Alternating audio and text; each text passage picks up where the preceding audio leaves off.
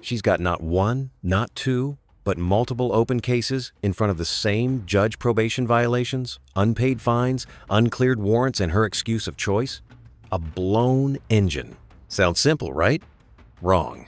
Because by the time this hearing wraps, we're going to hear about a 1-year-old at home, 2 teenagers who aren't even in her custody anymore, $500 a month, on a bridge card, and a trip to Miami. Yes, a trip to Miami, mid-probation, while the community service sat untouched. Stick around, because this judge is not here to play games.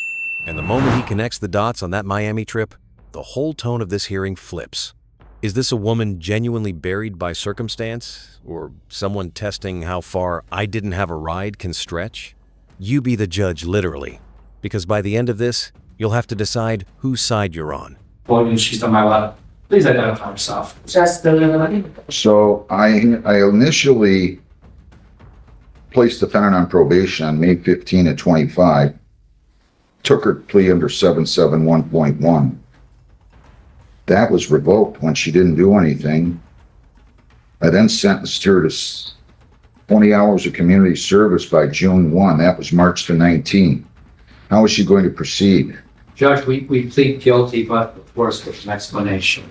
If you plead guilty here, ma'am, I want you to understand you could get 10 days. Do you understand that? Yes, sir. Did you sign, read, and understand the advice of rights form? Yes, sir. If you plead guilty, you will be giving up all those rights, and we're not going to have a hearing or a trial. Do you understand that?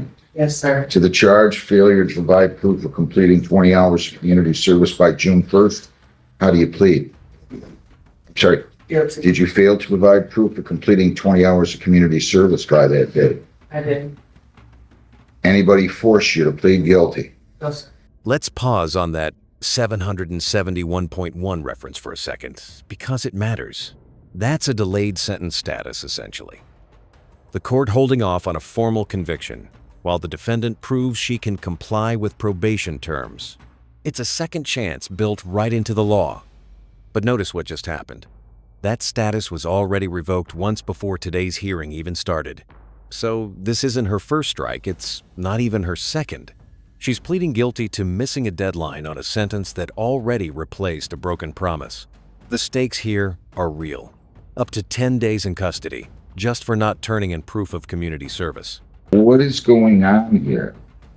Judge, it's a lack of transportation. She was sharing a vehicle with her partner. The engine blew, and When did that happen? it happened within the last month and a half. When? The last month. The last month? It happened like May 20-something. Well, you had to have it done by June 1, so you hadn't done anything up until the engine blew on May the 20-something? No, all I did before that was the 8 hours of community service and the 2. And there it is. The judge does the math out loud, and it does not add up. The deadline was June 1st. The engine blew around May 20 something. That leaves a solid month of the deadline where there was no car trouble at all. And yet only 8 hours of the required 20 got done.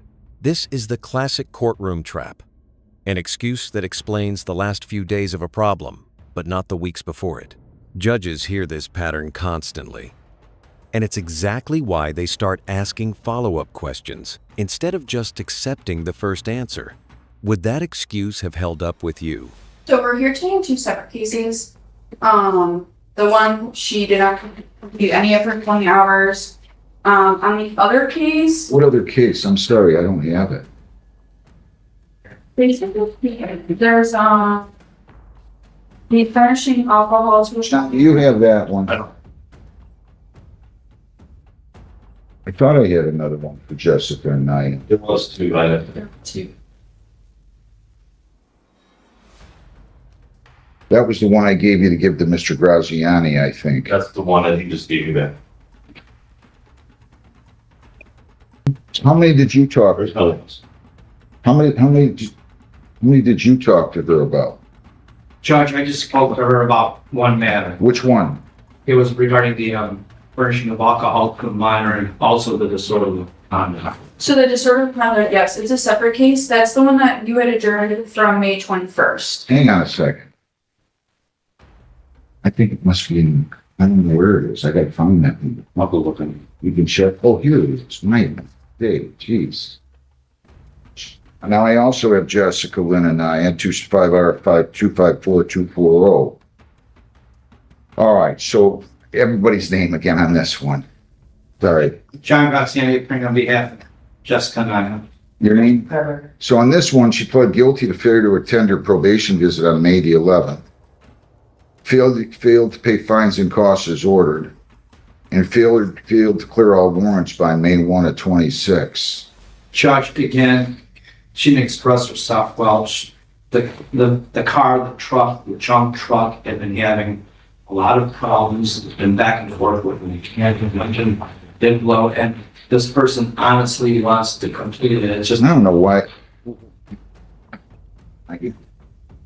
She just got done telling me, unless I misheard, that the car didn't blow up until May 20th. that's What- correct, What Judge. did that have to do with her not clearing her warrants by May the 1? What did that have to do with her not paying her fines? Okay, this is genuinely confusing, even for the people in the courtroom. There are two separate case numbers, overlapping attorneys, a minor in possession of alcohol charge, and a disorderly conduct charge all tangled together. But here's the sharpest moment. The judge points out that her warrant deadline was May 1st, and by her own timeline, the car problem didn't even start until May 27th. That's almost a full month of unexplained inaction before the excuse even begins. When a defense can't account for the gap before the incident, that's usually the part that sinks the argument in front of a judge. Judge, what happened is she simply doesn't have transportation, is unable to make any kind of money. She was about $500 a month on a bridge card for herself. And Does she work? she is working at, she's on a list at Culver's Naval. In fact, they were kind enough to keep her on the list until the transportation issue was resolved. She and her partner worked separate shifts so as to be in a position to make ends meet and ultimately take care of this matter, Judge. I know it's frustrating, but she's in a bad position. She really is financially. Well, who wouldn't be if you didn't work? Why aren't you working? Do you have children? I do. How old? I have a 1-year-old and a 13, 14-year-old. The 13 and 14 is normally in the custody of her ex. And what's happened, Judge, is because of her financial situation, she's really unable to take care of the 13 and 14-year-olds, which is just led her to them. If somebody, who watches the 1-year-old when you're working? Usually my mother. Well, why don't you get your mother to watch her every day so you can go out and work and you won't have to be living on $500 a month? Who can do that? It's hard. I know it might be hard, but you got yourself into some trouble here and you haven't complied at all. Judge, to her credit, she did put in 8 hours of community service. She did 2 days of the court work program, and although she was What late, did she do that on? So that was right after she got sentenced, which was end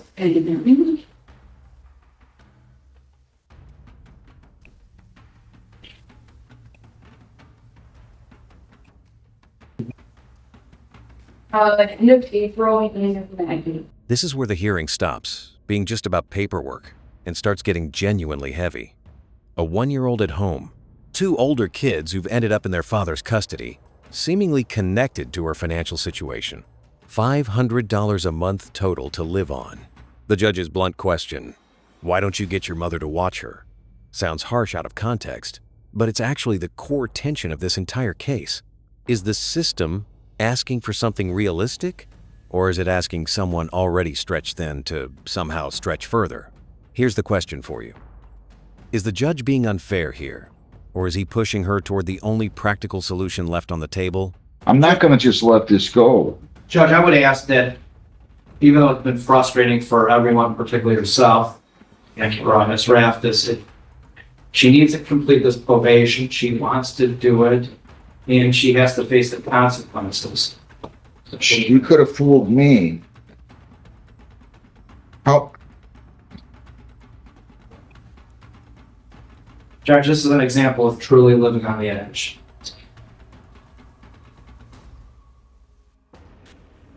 I don't want to sound harsh, but we put ourselves in these positions.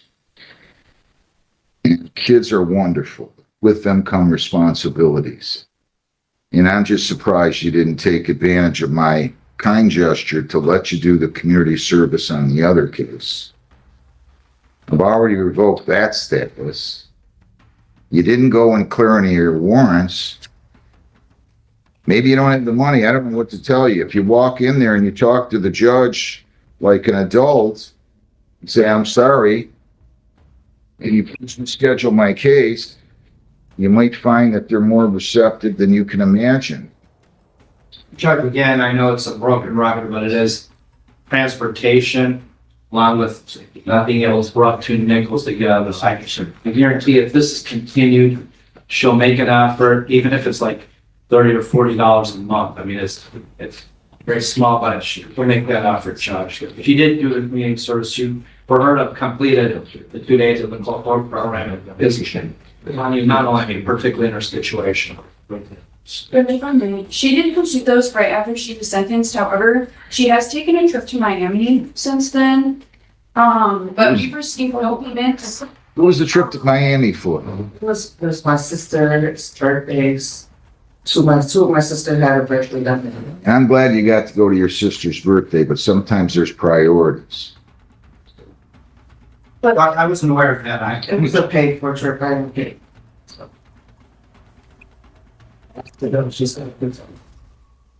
I don't have a problem with you going. I have a problem with you not fulfilling your obligations. I understand.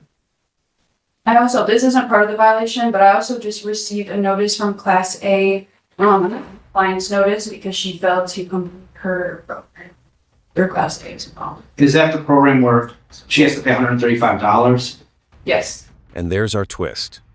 A woman who has told this court she can't afford transportation, can't get her warrants cleared, can't pay her fines, took a trip to Miami.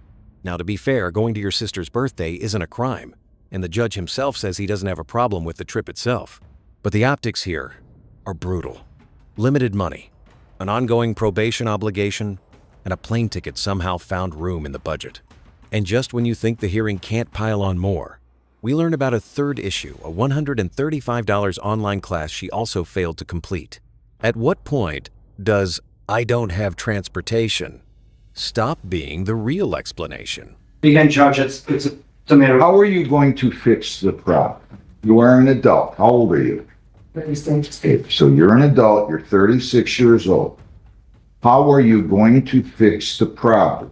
I'm sure with the transportation being fixed now that I'll be able to get to my community service. Also, they put me back on the schedule. How are you going to fix your financial problem? Start working a better job. I'm looking, it's hard. Judge, she is. Well, I got the impression you were getting $500 a month in bridge card benefits and little or nothing else from working at Culver's off and on. How are you going to fix your financial problem? What are you going to do? Can your mother watch the child more? Yeah. Get to work. Trust me, I want to. Ma'am, I understand it's not easy to raise children, especially infants like that. I get it. But you got to think about how you're going to fix your problems. You can't just throw up your arms and say, hey, I had car problems. I mean, I don't want to sound harsh about this, but we put ourselves in position. That's what we do in this crazy world. Sometimes we make good decisions, sometimes we make bad decisions. When we make bad decisions, we have to live with them. And then we have to figure out a way to dig ourselves out of the hole. It doesn't sound to me like you're doing it. I'm just telling you.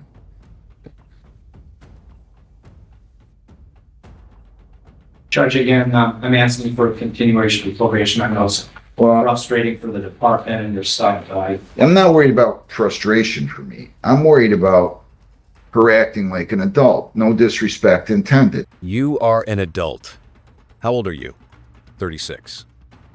This is the moment the entire hearing pivots from what happened to what are you going to do about it. And notice the judge isn't asking for excuses anymore. He's asking for a plan, a better job, more childcare help from her mother. It's blunt, It's uncomfortable to watch, but it's also, in its own way, an attempt to force accountability rather than just hand down a punishment.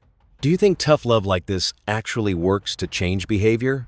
Or does it just add more pressure to someone who's already struggling? Another sentencing date, please, Stephanie. If you can go out about a month on this, that would be good. Okay, Judge, we are looking at, let's see. Take your time. I don't know. And I'm gonna adjourn the sentencing on the, We're looking at Good. July 20th. that's fine. I'll set a sentencing date on July the 20th on both of these at 8:30. Now, I expect that you will have your 20 hours community service done. I expect that you will clear all of your warrants on the disorder. I have not revoked that 771 status as of yet. Thank you, Judge. And I will, you missed your payment. I'm gonna expect you to get on track, but you gotta work. You understand what I'm saying? You'll feel good about yourself. You know, we can't survive on $500 and a couple odd days working at Culver's every month. I mean, I don't know how anybody can eat. So I'm gonna wish you well. I'm gonna be fair with you, but you gotta show me more of an effort. And I'm gonna trust you're gonna come back here with some kind of opinion.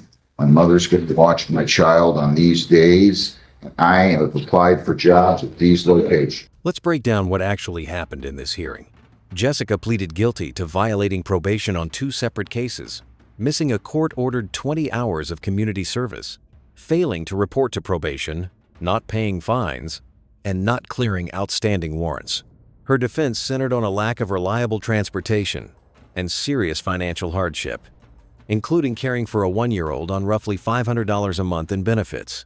But the judge wasn't fully convinced, pointing out timeline gaps the excuses didn't cover and a Miami trip that undercut the can't afford anything narrative.